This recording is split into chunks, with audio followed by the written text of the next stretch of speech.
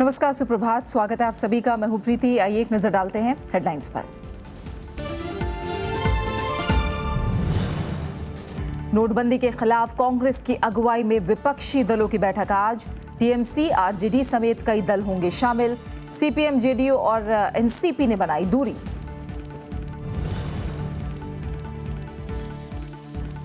नोटबंदी के बाद बीएसपी खाते में जमा हुई 100 करोड़ से ज्यादा की रकम। ईडी की जांच में खुलासा, मायावती के भाई आनंद का खाता भी जांच के दायरे में। मणिपुर भेजे गए अतिरिक्त 4000 अर्धसैनिक बल। आर्थिक नाकेबंदी खत्म करने का जिम्मा।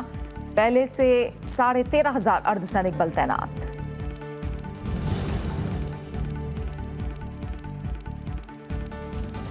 पोलावरम परियोजना के लिए करीब 2000 करोड़ की राशि जारी।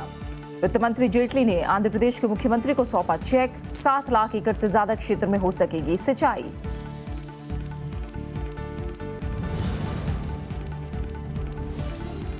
और अग्नि 5 मिसाइल का सफल परीक्षण। 5000 किलोमीटर से ज्यादा मारक क्षमता, परमाणु हथियार ले जाने में सक्षम। नोटबंदी के खिलाफ आज होने वाली विपक्ष की बैठक से सीपीएम, जेडीयू और एनसीपी समेत कई दलों ने दूरी बना ली है। पश्चिम बंगाल की मुख्यमंत्री ममता बनर्जी बैठक में हिस्सा लेंगी और वो सोमवार को ही दिल्ली पहुंच चुकी हैं।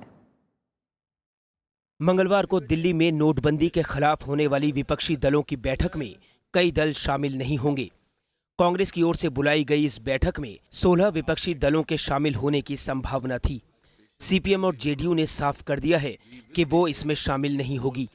If the West Bengal Chief Minister is going to be in the press conference, then why not the Chief Ministers of Bihar, Tripura, Kerala, the other opposition states?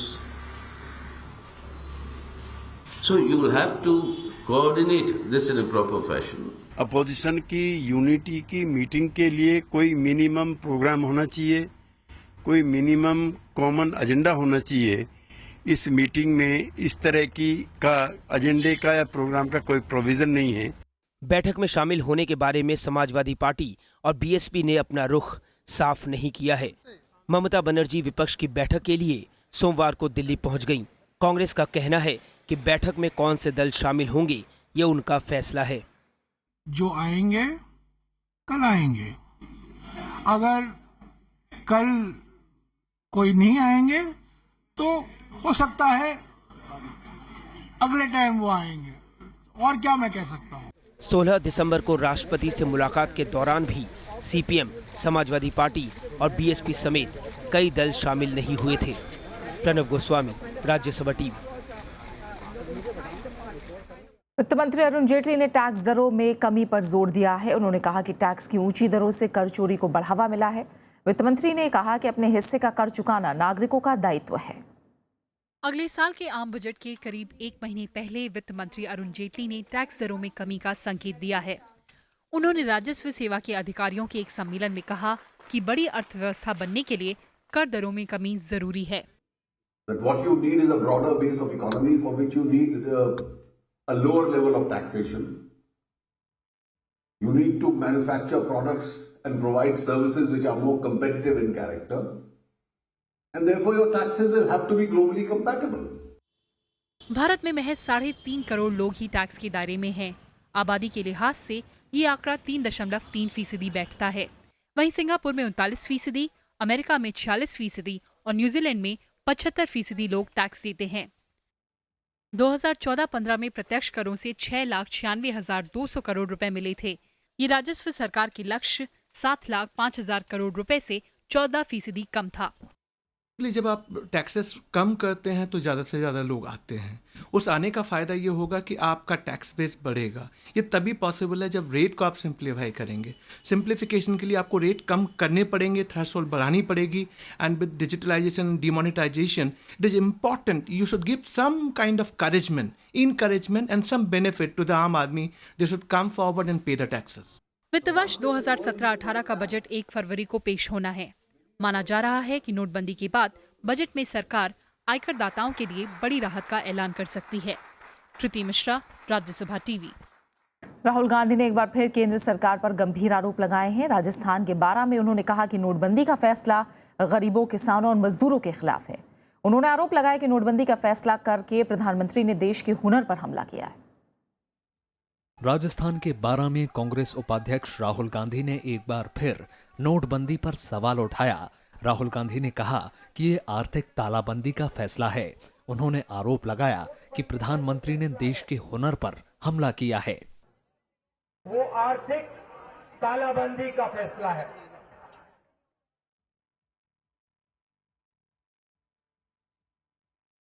दूसरी बात, मोदी जी कैशलेस हिंदुस्तान की बात करते हैं। मैं आपको दिखलाऊंगा कि कैशलेस हिंदुस्तान का मतलब पूरा का पूरा हिंदुस्तान का धन 50 कंपनियों के हाथ जाएगा। राहुल गांधी ने स्विस खाता धारकों के नाम सार्वजनिक करने की मांग दोहराई। साथ ही उन्होंने नरेंद्र मोदी पर देश को बांटने का भी आरोप लगाया। हिंदुस्तान का मजदूर इस देश को बनाता है, खड़ा करता है इस देश को। आपने उसके हाथ से मनरेगा छीनी। पिछले 2.5 साल में नरेंद्र मोदी जी ने सिर्फ एक काम किया है, हिंदुस्तान को 2 भागों में बांटने का काम। इस बीच बीजेपी ने राहुल गांधी के आरोपों को बेबुनियाद करार दिया है। कांग्रेस काले धन के खिलाफ अभियान को कमजोर करना चाहती है, इसलिए इस तरह की भाषा कांग्रेस बोल रही है और राहुल गांधी जी की इस बात पर कोई यकीन करने वाला नहीं है। देश काले धन के खिलाफ एक बड़े अभियान में प्रधानमंत्री जी के साथ है। इससे पहले गुजरात के मेहसाणा में रैली कर कांग्रेस उपाध्यक्ष ने सहारा डायरी का हवाला देते हुए प्रधानमंत्री पर भ्रष्टाचार के आरोप लगाए थे। बहराइच अल्मोड़ा के बाद हिमाचल प्रदेश के धर्मशाला में भी कांग्रेस उपाध्यक्ष राहुल गांधी ने प्रधानमंत्री पर गंभीर आरोप लगाते हुए जवाब की मांग की थी। Bureau report, Rajya Sabha TV. नोटबंदी के खिलाफ कांग्रेस 5 जनवरी से देशव्यापी आंदोलन छेड़ने जा रही है। 5 जनवरी को देश भर के जिला हेडक्वार्टर्स में प्रदर्शन किए जाएंगे। वहीं 8 जनवरी को प्रखंड स्तर पर प्रदर्शन होंगे। इस दौरान पार्टी आम आदमी को हो रही परेशानियों और प्रधानमंत्री के कथित भ्रष्टाचार के मुद्दे को जोर शोर से उठाएगी। सोमवार को दिल्ली में राहुल गांधी की अध्यक्षता में हुई बैठक में यह फैसला हुआ। बैठक में पार्टी के महासचिवों के अलावा प्रदेश कांग्रेस अध्यक्ष और बड़े नेता शामिल थे। इस आंदोलन की रूपरेखा तैयार करने के लिए कांग्रेस ने एक समिति बनाई है, जिसके अध्यक्ष अहमद पटेल होंगे। रणदीप सुरजेवाला इसके संयोजक होंगे। ऑस्कर फर्नांडिस, मानिक टेगोर, भवन जितेंद्र सिंह और दीपेंद्र हुड्डा भी समिति में रहेंगे। बैठक के दौरान राहुल गांधी ने सहारा और बिरला डायरी मामले में निष्पक्ष जांच की मांग की।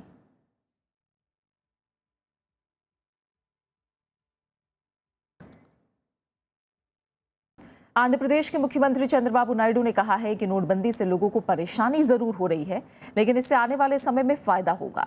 दिल्ली में चंद्रबाबू नायडू ने डिजिटल पेमेंट की वकालत करते हुए कहा कि भारत में साइबर सुरक्षा मजबूत है। इससे पहले उन्होंने नोटबंदी की आलोचना करते हुए बयान दिया था कि समस्या का समाधान नहीं दिख रहा है। चंद्रबाबू नायडू नोटबंदी पर विचार करने के लिए बनी 13 सदस्यीय केंद्रीय समिति के प्रमुख हैं। प्रवर्तन निदेशालय ने बीएसपी के खाते में करोड़ों रुपए की ऐसी रकम बरामद की है जो नोटबंदी के बाद जमा की गई। इसके साथ ही पार्टी प्रमुख मायावती के भाई के खाते में भी बड़ी मात्रा में रकम जमा की गई है। ईडी ने आनंद कुमार को नोटिस भी जारी किया है। दिल्ली के करोल बाग में मौजूद यूनियन बैंक ऑफ इंडिया की शाखा में मायावती की पार्टी के खाते में नोटबंदी के बाद 104 करोड़ रुपए की रकम जमा हुई है। प्रवर्तन निदेशालय की जांच में इस बात का खुलासा हुआ है। खातों में जमा हुई रकम की रूटीन जांच के लिए करोल बाग शाखा पहुंची थी। जांच में पाया गया कि बीएसपी के खाते में 102 करोड़ रुपए की रकम 1000 रुपए के पुराने नोटों में जमा की गई, जबकि बाकी की रकम 500 रुपए के पुराने नोटों में थी। यह रकम हर दिन के अंतराल पर 15 से 17 करोड़ रुपए के हिसाब से जमा की गई। बैंक की इसी शाखा में मायावती के भाई आनंद कुमार का भी खाता है और इसमें भी बड़ी मात्रा में नकदी जमा किए जाने की खबर है। ईडी की जांच टीम को आनंद कुमार के खाते से 1 करोड़ 43 लाख रुपए की रकम मिली है। इसमें 18,98,000 रुपए पुराने नोटों में जमा किए गए।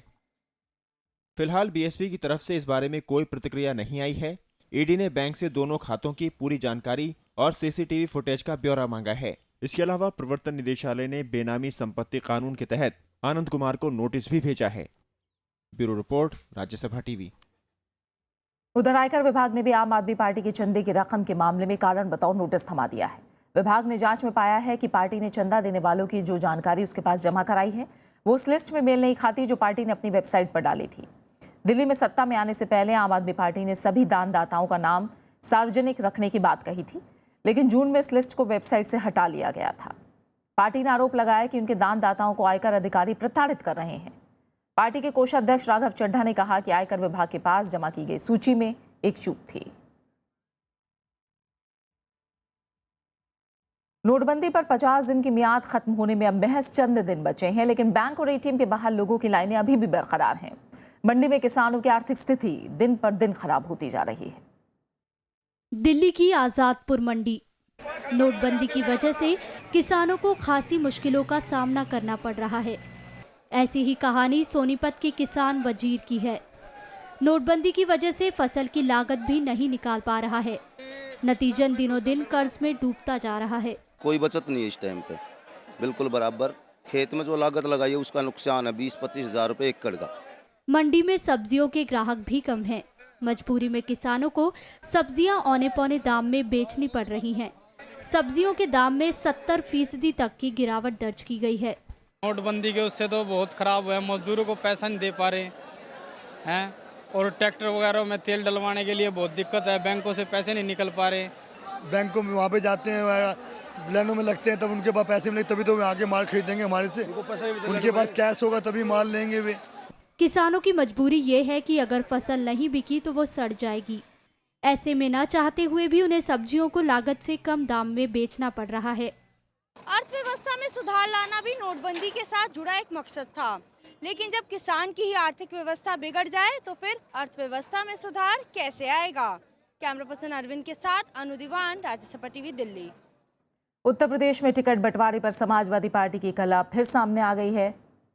शिवपाल यादव ने जहां 175 उम्मीदवारों के नाम तय होने का ऐलान किया और अनुशासनहीनता बर्दाश्त नहीं करने की बात कही। मुख्यमंत्री अखिलेश यादव ने भी 403 उम्मीदवारों की सूची मुलायम सिंह यादव को भेज दी है। इस खींचतान के बाद विपक्षी दलों के भी आरोप प्रत्यारोप का मौका मिल गया है।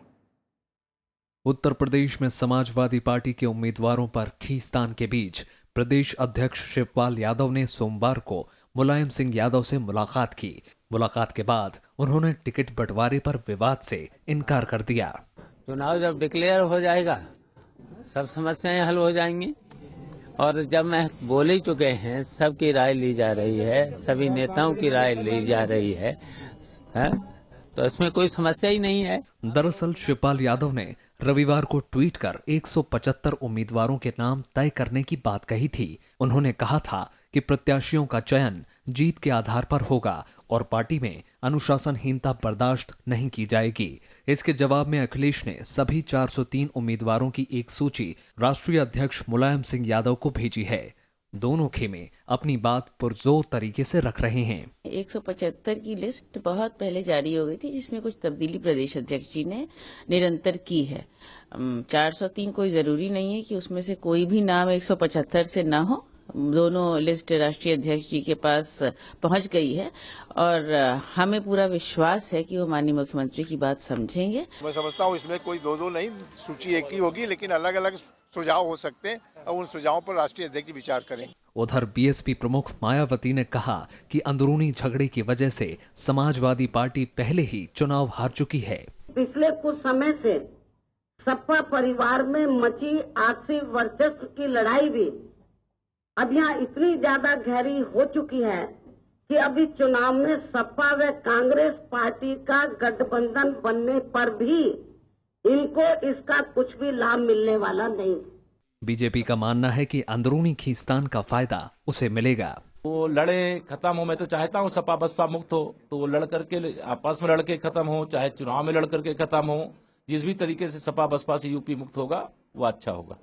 अखिलेश यादव बार बार कह चुके हैं कि उम्मीदवारों के चयन में उनकी सुनी जानी चाहिए। शिवपाल की सूची में करीब 50 ऐसे नाम हैं जो अखिलेश की सूची में नहीं हैं। इसी को पूरे विवाद की जड़ माना जा रहा है। Bureau report, Rajya Sabha TV. Trinamool Congress सांसद मिथुन चक्रवर्ती ने राज्यसभा से इस्तीफा दे दिया है। उन्होंने खराब स्वास्थ्य का हवाला देते हुए सदस्यता से इस्तीफा दिया है। उन्होंने अपना इस्तीफा राज्यसभा के सभापति को सौंप दिया है। मिथुन काफी दिनों से बीमार है और उनका इलाज भी चल रहा है।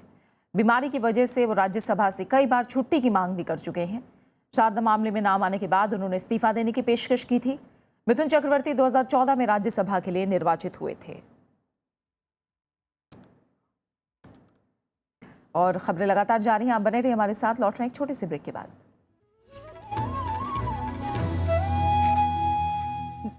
केंद्र ने आंध्र प्रदेश में बहुउद्देशीय पोलावरम सिंचाई परियोजना के लिए 19 अरब 82 करोड़ रुपए की राशि जारी कर दी है। राष्ट्रीय कृषि और ग्रामीण विकास बैंक नाबार्ड ने प्रधानमंत्री कृषि सिंचाई योजना के तहत इसे मंजूरी दे दी है। वित्त मंत्री अरुण जेटली ने कल दिल्ली में आयोजित कार्यक्रम में कल आंध्र प्रदेश के मुख्यमंत्री चंद्रबाबू नायडू को इस राशि का चेक सौंपा। वित्त मंत्री अरुण जेटली ने कहा कि केंद्र सरकार सिंचाई परियोजनाओं को उच्च प्राथमिकता दे रही है। जल संसाधन मंत्री उमा भारती ने इसे देश के इतिहास में क्रांतिकारी कदम बताया। आंध्र प्रदेश के मुख्यमंत्री चंद्रबाबू नायडू ने कहा कि पोलावरम परियोजना से 7,20,000 एकड़ क्षेत्र में सिंचाई हो सकेगी।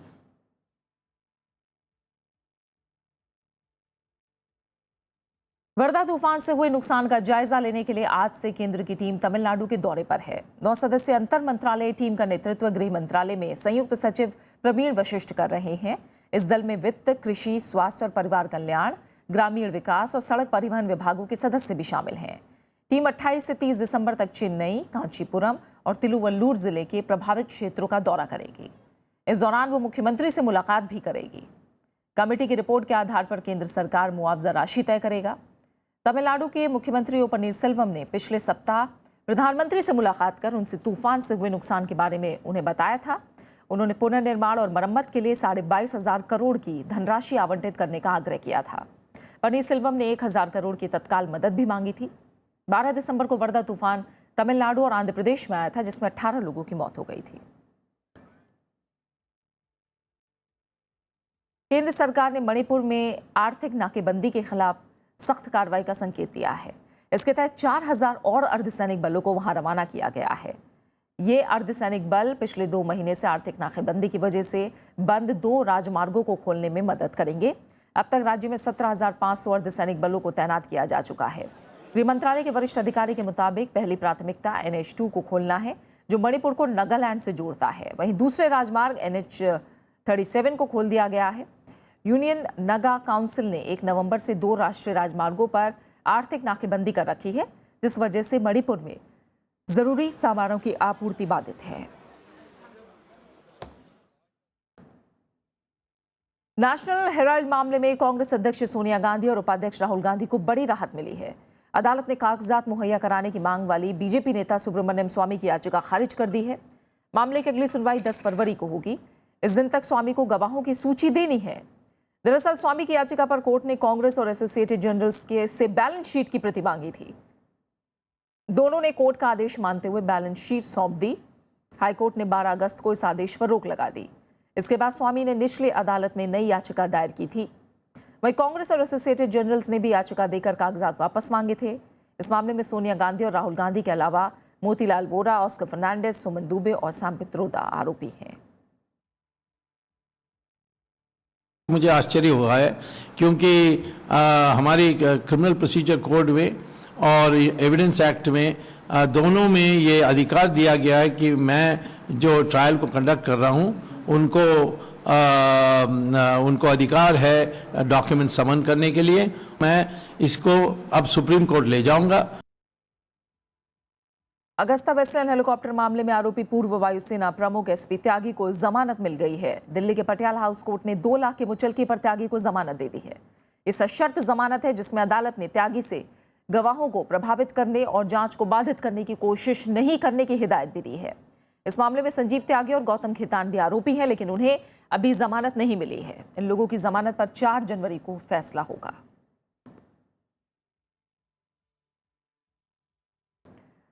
परमाणु हथियार ले जाने में सक्षम लंबी दूरी की मिसाइल अग्नि 5 का कल सफल परीक्षण किया गया। ये मिसाइल 5,000 किलोमीटर से ज्यादा दूरी तक मार करने में सक्षम है। अग्नि 5 की जद में पाकिस्तान, चीन और यूरोप समेत आधी दुनिया होगी। राष्ट्रपति और प्रधानमंत्री ने सफल परीक्षण के लिए DRDO को बधाई दी है। रक्षा क्षेत्र में देश ने सोमवार को एक और बड़ी कामयाबी हासिल की। 5,000 किलोमीटर से ज्यादा मार करने वाली अग्नि 5 मिसाइल का ओडिशा तट से सफल परीक्षण किया गया। मिसाइल परमाणु हथियार ले जाने में सक्षम है। इस सफल परीक्षण के साथ ही भारत अब अमेरिका, फ्रांस, ब्रिटेन और चीन के समूह में शामिल हो गया है। अग्नि 5 की जद में पाकिस्तान, चीन और यूरोप समेत आधी दुनिया होगी। दुश्मन के किसी भी टारगेट को 5000 किलोमीटर से एक्सटेंड हो गई, अब 5800 6000 किलोमीटर, कहते हैं 8000 तक हो सकती है। मतलब चाइना का कोई भी टारगेट है उसके ऊपर ये हमला कर सकती है। इसका जो वॉरहेड है 1000 किलोग्राम का होता है, चाहे न्यूक्लियर हो चाहे कन्वेंशनल हो। मिसाइल 17 मीटर लंबी, 2 मीटर चौड़ी और 50 टन वजनी है। मिसाइल 1 टन वजनी परमाणु हथियार ले जाने में सक्षम है। अग्नि श्रृंखला की ये सबसे आधुनिक मिसाइल है जिसमें नेविगेशन, गाइडेंस, वॉरहेड और इंजन से जुड़ी नई तकनीकें शामिल हैं। इसकी गति ध्वनि की गति से 24 गुना ज्यादा है। They have already been afraid of us, but now as the Agni new versions are coming up, it becoming more and more, the range is becoming more and more toward the far away objects. So that means we can have those countries which are not in our range, but still we can fire something from here and do the damage to them. So they should be worried about it. Bharat के पास पहले से ही 700 kilometre तक मार करने वाला अग्नि 1, 2000 kilometre तक मार करने में सक्षम अग्नि 2, 2500 किलोमीटर तक मार करने वाला अग्नि 3 और 3500 किलोमीटर तक मार करने वाला अग्नि 4 मिसाइल है। अरुणा ठाकुर, राज्यसभा टीवी। पाकिस्तान से रिहा हुए 220 भारतीय मछुआरे कल स्वदेश पहुंचे। अटारी वाघा बॉर्डर पर इन्हें भारतीय अधिकारियों को सौंपा गया। इन्हें रविवार को कराची की मालीर झील से रिहा किया गया था। इन पर अवैध तरीके से पाकिस्तान की जल सीमा में घुसकर मछली पकड़ने का आरोप था। पाकिस्तान ने मानवता के आधार पर मछुआरों को रिहा करने की बात कही है। वहीं 5 जनवरी को 219 भारतीय मछुआरों को और रिहा किया जाएगा।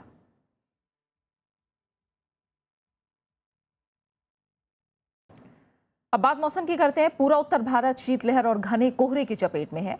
पहाड़ी इलाकों में हुई बर्फबारी के बाद ठंड और बढ़ गई है। जम्मू कश्मीर के कई इलाकों में तापमान 0 से काफी नीचे चल रहा है। वहीं कोहरे का असर सड़क, रेल और उड़ानों पर भी पड़ रहा है। तस्वीरें देश के अलग अलग इलाकों की हैं। शीतलहर ने पूरे उत्तर भारत को चपेट में ले लिया है। कश्मीर हो या फिर दिल्ली, लखनऊ या फिर पटना, लोग अलाव और चाय के सहारे ठंड से बचने की जुगत में लगे हैं। आने जाने में भी दिक्कत हो रही है, काम धंधे में भी दिक्कत हो रही है, हर तरीके से परेशानी हो रही है। कोहरे का असर सड़क, रेल और हवाई यातायात पर पड़ा है, जिसके चलते मुसाफिरों को परेशानी झेलनी पड़ रही है। दिल्ली से जाने वाली 30 से ज्यादा ट्रेनें तय समय से देरी से चल रही हैं, जबकि कोहरे की वजह से कई ट्रेनों को रद्द करना पड़ा है। शाम को मिर्जापुर से पुरुषोत्तम एक्सप्रेस में आने थे तो अभी तक 6 बजे चली, वहाँ से अभी तक नहीं आ पाई है। करीब 8 घंटे लेट चल रही है गाड़ी। शिमला में हुई ताजा बर्फबारी से सैलानी खुश हैं। वहीं जम्मू कश्मीर में लोग भीषण ठंड की चपेट में हैं। श्रीनगर का तापमान 0 से 5.1 डिग्री सेल्सियस नीचे चला गया है। वहीं पहलगांव में तापमान -6.4 डिग्री सेल्सियस के साथ घाटी का सबसे ठंडा इलाका रहा। राज्य में लेह सबसे ठंडा इलाका रहा। यहां तापमान -13.9 डिग्री सेल्सियस रिकॉर्ड किया गया, जबकि कारगिल में तापमान -11.8 डिग्री सेल्सियस रहा। मौसम वैज्ञानिकों की माने तो अभी ठंड और कोहरे से निजात मिलने के आसार नहीं हैं। Bureau report, Rajya Sabha TV.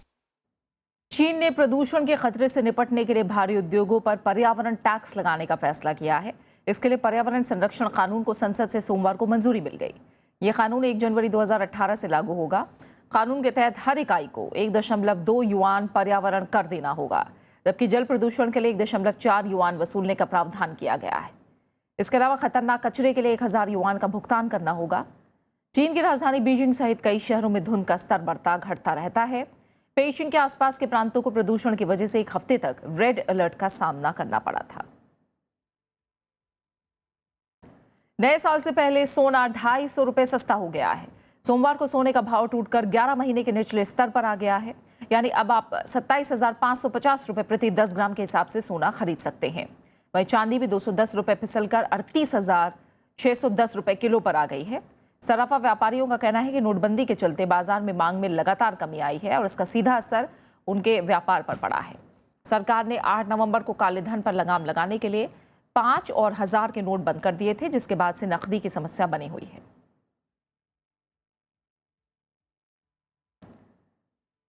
Mirza Asadullah bag खां उर्फ गालिब की आज जयंती है। आगरा में जन्मे उर्दू और फारसी भाषा के महान शायर मिर्जा गालिब का जीवन अपने आप में संघर्ष की दास्तां थी। उनके बेफिक्र अंदाज को उस वक्त दुनिया ने तरजीह नहीं दी, लेकिन उन्होंने शायरी में एक बड़ा मुकाम हासिल किया। उन्हें मुगल बादशाह बहादुर शाह जफर की रहनुमाई मिली।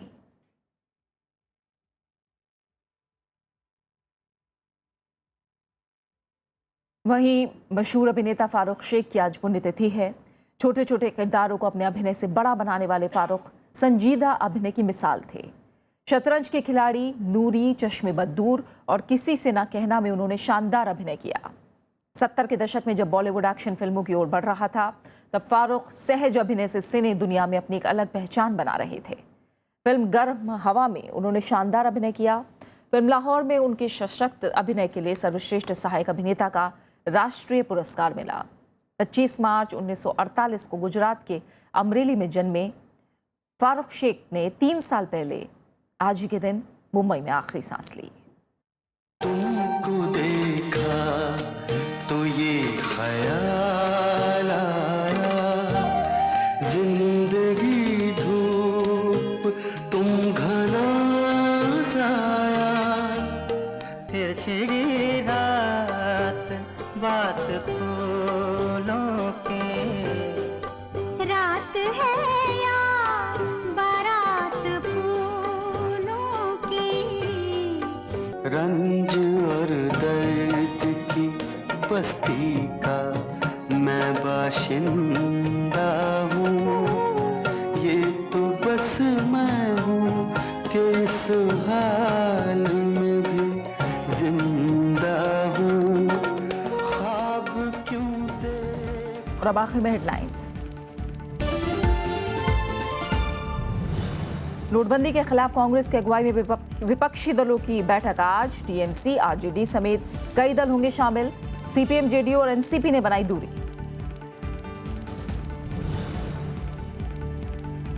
नोटबंदी के बाद बीएसपी खाते में जमा हुई 100 करोड़ से ज्यादा की रकम। ईडी की जांच में खुलासा, मायावती के भाई आनंद का खाता भी जांच के दायरे में।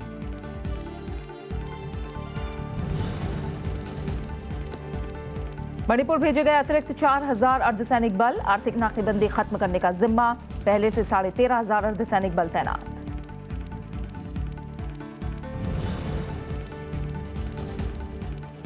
पोलावरम परियोजना के लिए करीब 2000 करोड़ की राशि जारी। वित्त मंत्री जेटली ने आंध्र प्रदेश के मुख्यमंत्री को सौंपा चेक। 7 लाख एकड़ से ज्यादा क्षेत्र में हो सकेगी सिंचाई।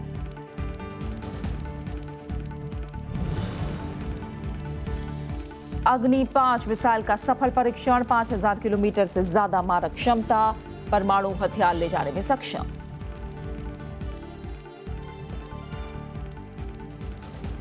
और इसी के साथ फिलहाल इस बुलेटिन में इतना ही। आगे देखिए देश देशांतर। नमस्कार।